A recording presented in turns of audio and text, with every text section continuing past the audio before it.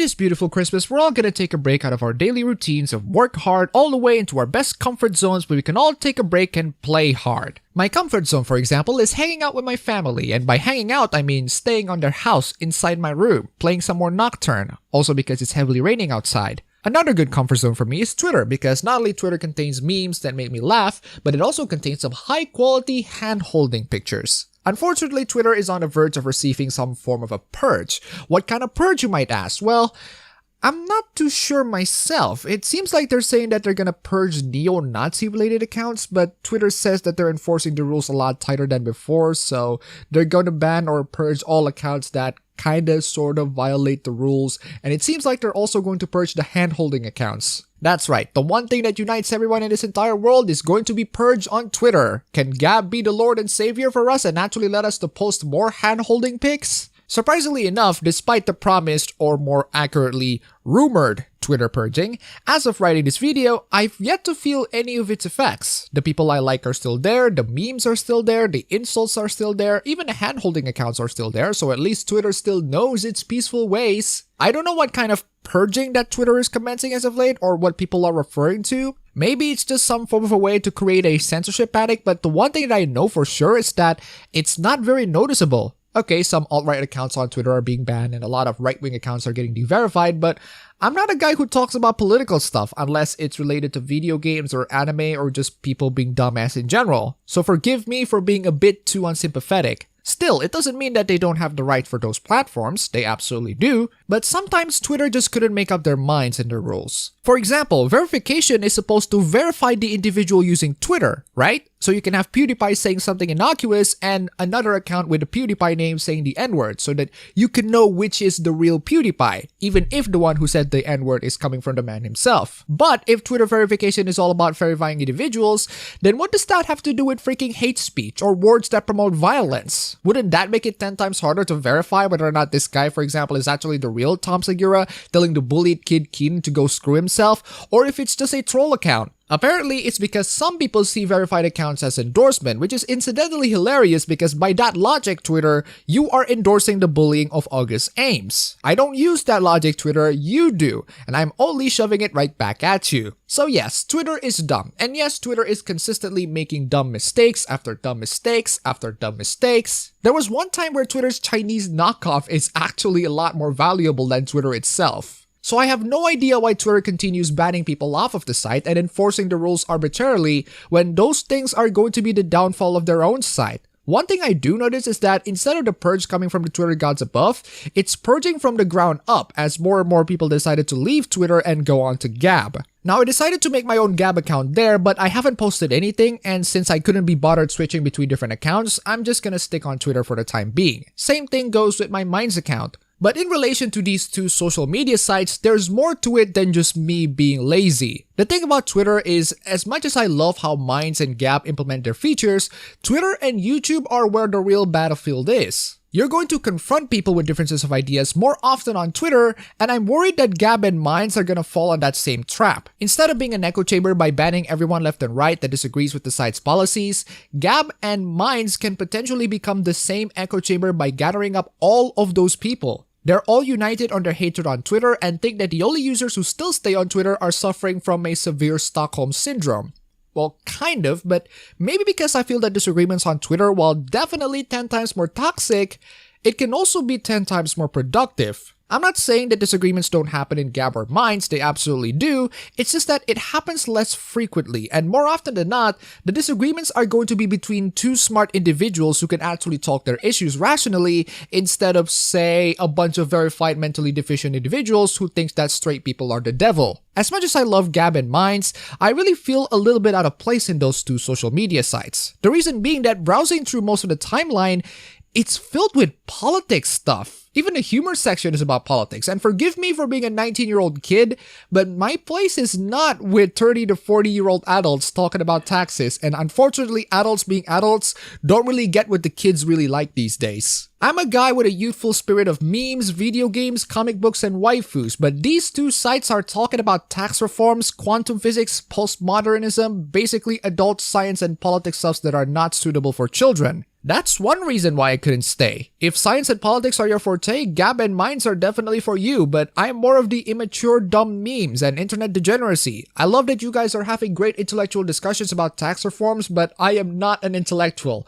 I'm just a kid with a YouTube channel who talks about memes. But then again, there was also a time where I feel a little out of place on Twitter, and the reason why I stayed on Twitter is because the people that I follow are just the best in the world. They share high quality memes, great status updates, and some of them even share great head patting memes. Why are you people on Gab and Minds discussing the intricacies of quantum physics when Kenshiro could punch hundreds of guys and breaks every quantum physics laws in the world? Crap, I guess I am suffering from some form of Twitter Stockholm syndrome, but incidentally, as I'm writing this video, I also found the reason why I stayed, and the reason why I stayed is because the people I love stayed there, which is why it sucked when the people I love get suspended as well. Maybe as time went on, as more and more people go to Gab, I will go in there as well, but you know what sucks even more? Going into a platform where nobody is going to hear you when you tell people to be nice because everyone already is. Am I treating Gabs and Minds as platform, giving people a way to communicate in a respectful manner and having intellectual discussions as a bad thing?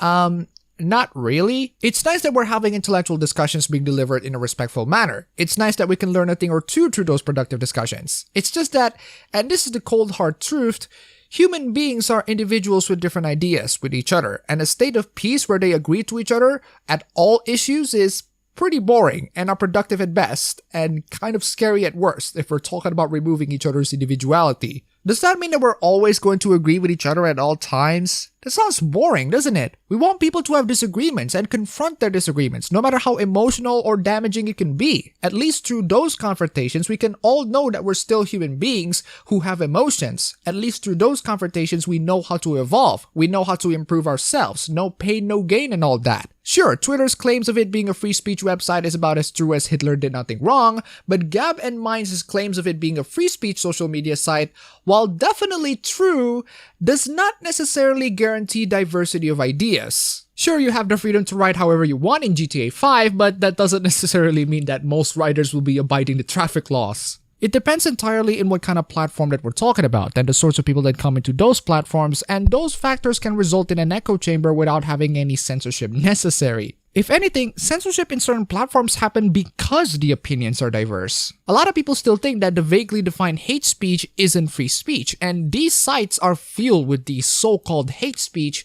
even if hate speech are just speeches that they disagree with. I find it odd that most of the hate speech laws advocates are coming from the left, which is why you would immediately notice the absence or a lack of significant presence of the extreme leftists in the alternative social media sites. Tell me, has any significant figures from the far left or journalistic sites or famous crazy leftist journalists or maybe even Antifa members make their own official Gab or Minds account? Has any of your favorite artists or YouTubers make their own Gab or Minds accounts and post frequently in there? I admire these two sites for what they try to do. I don't really like them for what they become, which sounds good on paper. Social media sites advocating for free speech and honest discussions between individuals who disagree on issues. However, we're living in a world where people even disagree with free speech because that can also contain hate speech, and none of these people are going to come into Gab or Minds. Saying that these social media sites are about confronting disagreements between individuals is like saying Call of Duty is just like the real war. It's nice to take a break out of all of those things, but in the end, they're refuges. A nice and relaxing refuge, but a refuge is not the same as the battlefield, and we all know the real battlefield is out there. Actually, battlefield is a little bit too dramatic. I would say competition. The real competition of ideas out there is on the big sites like Twitter and YouTube. Yes, they're going to bend the rules in any fashion they want. Yes, they're going to constantly put disincentive for thousands of users to not stick around the sites. But there's an even bigger danger for letting these giant websites to become an echo chamber. And the reason being that they're so massive and big, if you let them to become an echo chamber, people who are not interested in politics at all, like me for example, are going to succumb into these dangerous ideas. Seriously, I wouldn't be making these videos if it weren't for my favorite YouTubers doing so. I wouldn't be laughing, pondering, and exploring new ideas if it weren't for some of the people I follow on Twitter introducing me to such ideas. I wouldn't go into a state where I am right now if it weren't for the many YouTubers of whose ideas they share, whose jokes and memes they share, and whose ideas I ponder and think carefully to myself. With all of these demonetization and suspensions and purging, YouTube and Twitter want you to do one thing. Give up. They want you to quit the Gab and Minds so that you can be a rational human being elsewhere. There are people on Twitter and YouTube who are stubbornly irrational, but there is an even greater amount of people who are simply uninformed about the current issues. Going into Gab and Minds is a nice refuge, but you will never, ever convince the uninformed through there. Those two sites are built for people who are already informed. That's the reason why I'm staying.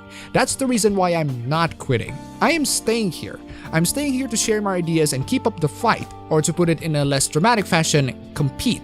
There are people who quit the competition, and I get that, but that doesn't mean that I am quitting. I am staying here, and if you don't like it, YouTube, you can go screw yourselves. If you demonetize me, YouTube, you can go screw yourselves. If you're going to suspend me, Twitter, you can also go screw yourselves. Nothing is going to convince me to get out of these two sites because sharing my ideas is fun, and I want people to listen to these ideas even if you disagree with mine and I disagree with yours, and especially when there are thousands who are still not informed about these ideas. Sharing it in a platform where people already agrees with me is boring and frankly, not productive at all. So I'm going to share it in a platform where people not only will most definitely disagree with me, but also in a platform where people are most definitely going to say, oh wow, I did not know that. Thanks for informing me. Oh wow, I never thought of it that way. That's an interesting perspective. So let this Christmas be a chance for me to share my gratitude to all of my supporters, including my friends, my subscribers, my current patrons, my former patrons, and of course, my brand new Patreon supporters who are insane with their donations. Schmuck Ballis, Jordan Burney, That Black Guy, William, and Paul West. You guys are just wow, fantastic. Thank you so much. I want to thank you all for keeping me survive in this channel. Without your help, I would probably be quitting, but like I said, I'm not quitting. Not a freaking chance. Let the memes commence. Let the hand-holding commence. Let my 2018 resolution be not for me to seek medical attention at Gab or Minds, but to survive and continue the war of ideas on YouTube and Twitter and convincing more and more people away from ideas I find dangerous. YouTube and Twitter are commencing a fight against users that they disagree with and they want them to quit.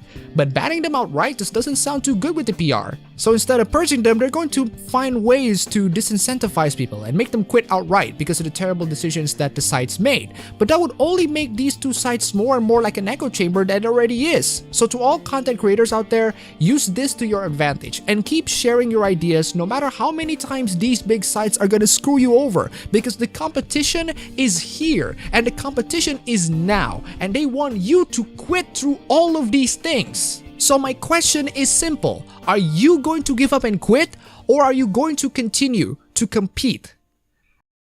And of course, with all of that being said, we cannot forget one of the fallen comrades of alternative sites. Vidme, goodbye. You will be missed.